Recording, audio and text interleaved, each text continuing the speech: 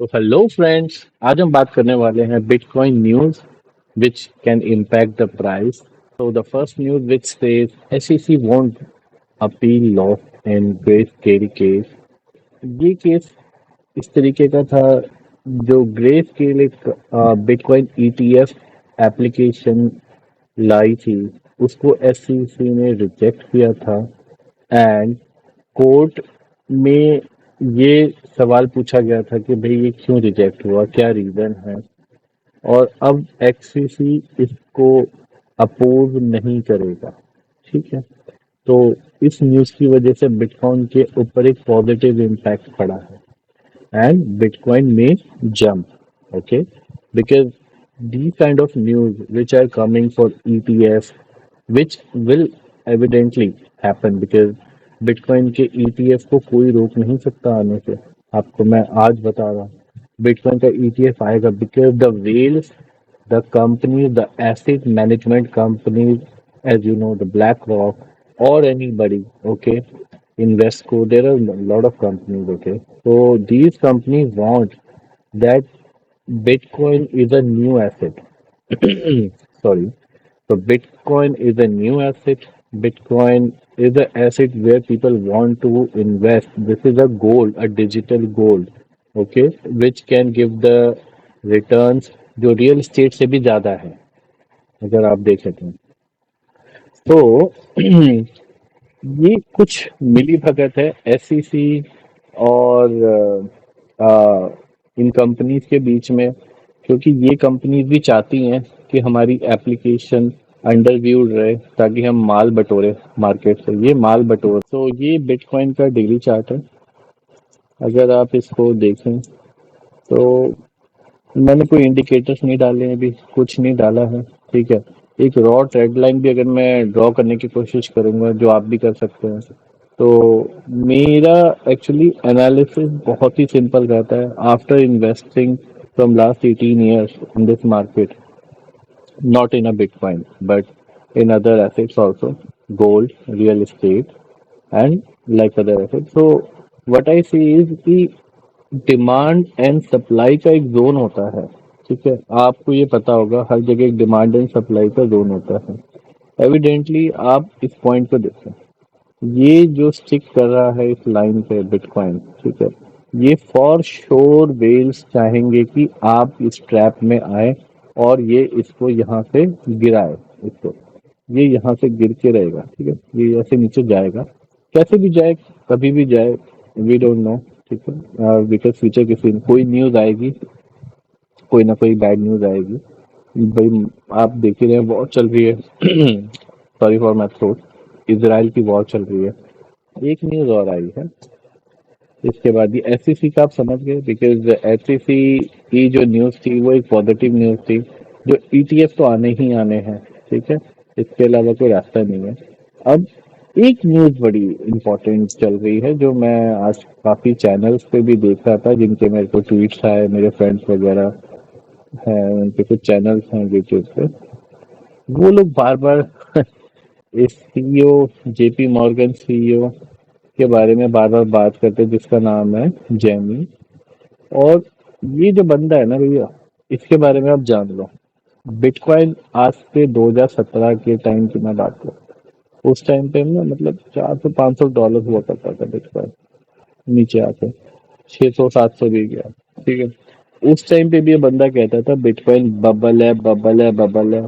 ठीक है, उसके बाद बिटकॉइन ऊपर गया, 17-19 हजार तक टच किया था। 19 हजार के बाद क्रैश होकर वापस आ गया था 6 हजार पे। तो सबने इसको कॉन्ग्रेचुलेट किया था, यस यस यस, इसने प्रिडिक्शन बहुत अच्छी की थी।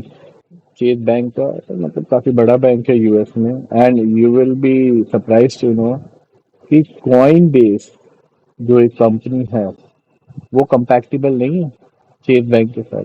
आप कॉइन बेस पे चेज बैंक का क्रेडिट कार्ड या डेबिट कार्ड डाल के कोशिश करोगे ना फिर बाय करने के लिए, वो डिक्लाइन मार जाता है। चेज बैंक 4 से 5 बार वेरीफाई करता है, अगर आप बैंक लिंक कर दोगे कॉइन बेस में। चेज बैंक 4 से 5 बार वेरीफाई करता है कि भाई ये आप ये ट्रांजेक्शन क्या कर रहे हो, आप बिटकॉइन क्यों बाय कर रहे हो। इनकी क्लियर इंस्ट्रक्शंस हैं अपने लेवल 2 स्टाफ या अपने वेरिफिकेशन डिपार्टमेंट को कि अगर हमारे बैंक से कोई क्रिप्टो की ट्रांजैक्शन होती है तो आप आंख कान जो जो है शरीर का पार्ट वो सब खोल लो भैया, वो प्रोबेबली फ्रॉड ही है। तो ये एक पर्सन है जो हमेशा नेगेटिव रहता है। तो इसकी वजह से अगर आप सोचे कि बिटकॉइन नीचे चला जाएगा, तो ऐसा नहीं। बिटकॉइन को नीचे लाने वाले भी वेल्स हैं, ठीक है, और जो उसकी कम्युनिटी है जो उसमें इन्वेस्ट कर रही है, और जो एक्सचेंजेस हैं, ठीक है, वो भी प्ले करते हैं बहुत बड़ा पार्ट। तो बिटकॉइन को लाने वाले ऊपर और नीचे वो लोग हैं। ये जो डेंजर देखते हैं ना, अब इनका कहना है कि भैया वॉर जैसी सिचुएशन है, वर्ल्ड वॉर 3 भी होने वाला है, और आगे जाके कुछ भी हो सकता है, और जब ऐसा होगा तो बिटकॉइन के ऊपर फर्क पड़ेगा। तो फर्क तो बिटकॉइन के ऊपर पड़ने ही वाला है। मैं आपको आज भी बता रहा हूँ कि बिटकॉइन जो है वो गिर के रहेगा, यहाँ से 100% गिरेगा।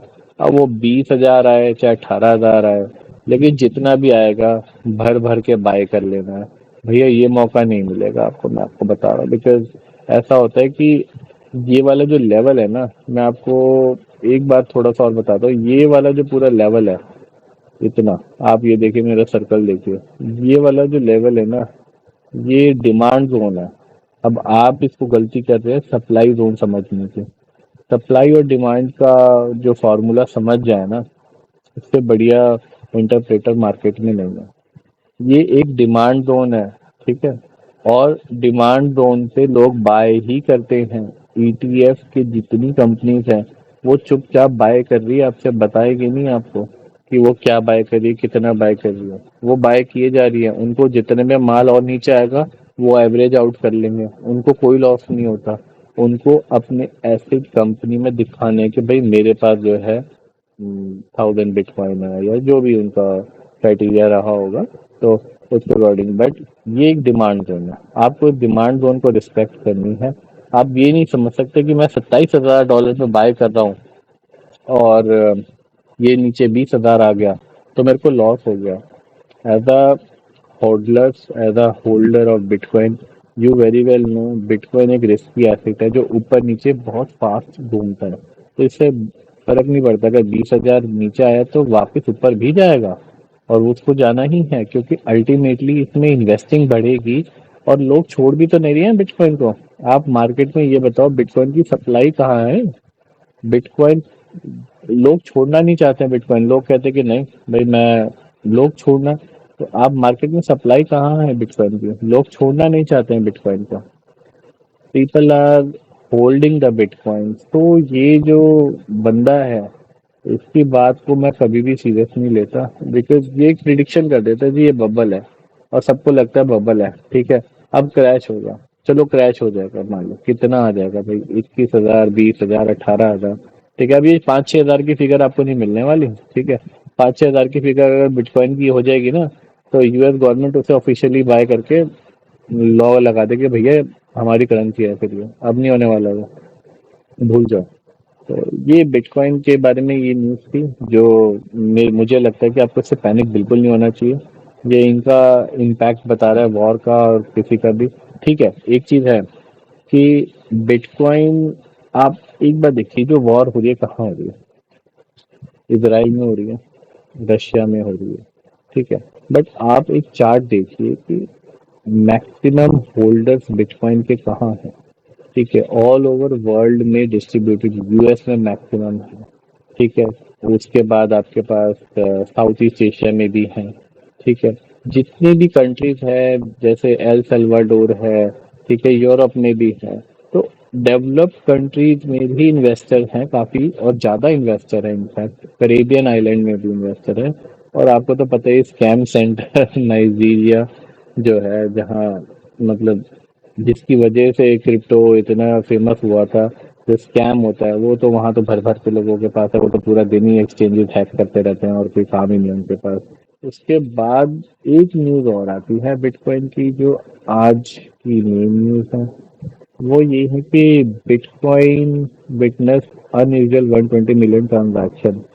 तो मैंने थोड़ा इसकी एक्टिविटी देखी, और जो एड्रेस इसमें दे रखा था बिटकॉइन का, वो एड्रेस पे मैं गया। इवेंचुअली इनका इंटरप्रिटेशन है कि वो दो कंपनीज के बीच में, या कंपनी के इंटरनल अकाउंट के बीच में वो बिटकॉइन एक से दूसरे गए हैं। तो यूजली इनका असेसमेंट ये है कि कॉइन बेस का कोई एड्रेस था, उन्होंने एक एड्रेस से दूसरे एड्रेस पे अपने ट्रांसफर किया, maybe as a act of security और समथिंग।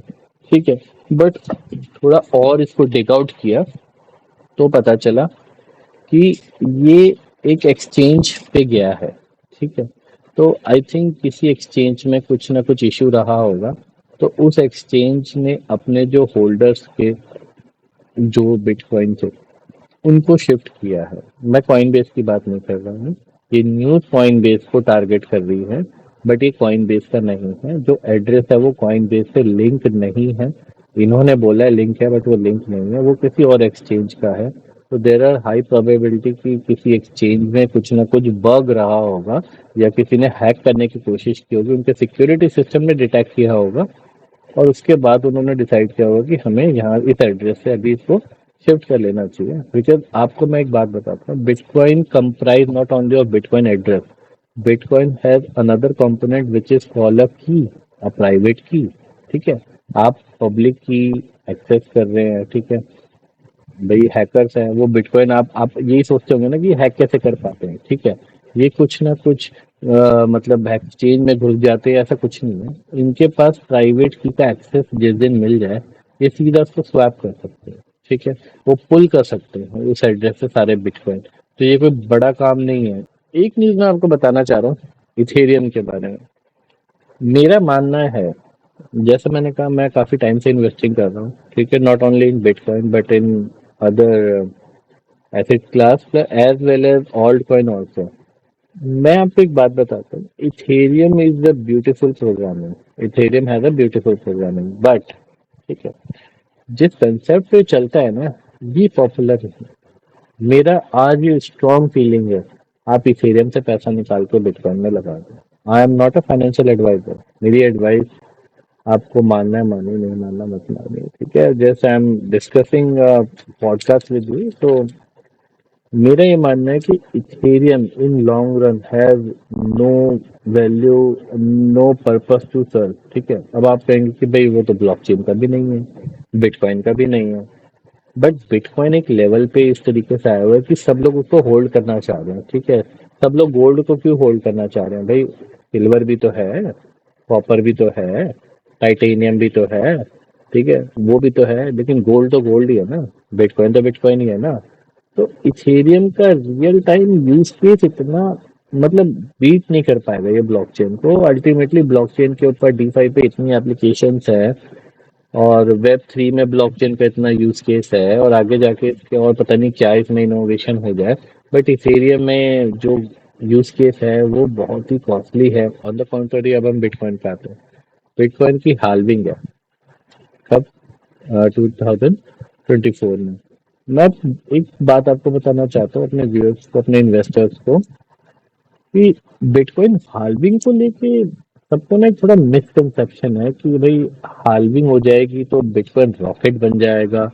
ये एक प्रोसेस है बिटकॉइन का। ठीक है, जिसमें हाल्विंग एक इवेंट है जो इनकी प्रोग्रामिंग में पहले से ही लिखा हुआ है कि भाई मतलब इस टाइम पे ये हाल्विंग होगी। ये इनकी प्रोग्रामिंग पहले से हुई है, आपको भी मालूम है। ठीक है, ये क्या करता है कि ये कॉइन्स का जो ये होता है स्टैंडिंग का रेट होता है, वो रिड्यूस करने के लिए है। ठीक है, ताकि इन्फ्लेशन को हम बीट कर सके। ठीक है, आज भी अगर आप बिटकॉइन को माइन करने की कोशिश करेंगे, $24,000 लग रहे ऑन एन एवरेज, इतना लग रहा है। ठीक है, तो उससे नीचे कोई वैसे भी माइनर एग्री नहीं होता उसे माइन करने के लिए। तो लमसम ये है कि हार्विंग जो है वो बिटकॉइन की सप्लाई को और कम करता है। मैं आपको छोटे में बताता हूँ। ठीक है, अब सप्लाई कम हो जाएगी तो ऑब्वियसली उसकी डिमांड तो वैसे ही और बढ़ेगी।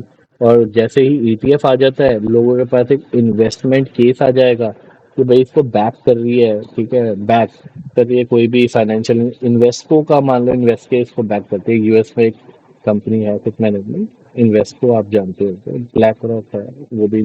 और फिर कल को कोई बड़ी बात नहीं है, बैंक्स भी इसको करना चालू कर दे। भाई बैंक को तो फाइनेंशियल इंस्ट्रूमेंट चाहिए, लोग कहाँ इन्वेस्ट करना चाहते हैं वो एक सर्वे उनका बता देता है कि भाई लोग म्यूचुअल फंड से ज़्यादा, S&P 500 से ज़्यादा कहीं और भी इन्वेस्ट करना चाहते हैं, तो वो लोग करेंगे ही करेंगे।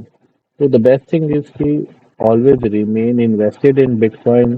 Don't go with the any news और समथिंग, बिकॉज ये न्यूज आती ही आपको ब्रेक करने के लिए, और वो लोग तो भाई माल बटोरे जा रहे हैं, माल बटोरे जा रहे हैं, और कुछ है ही नहीं उनके पास।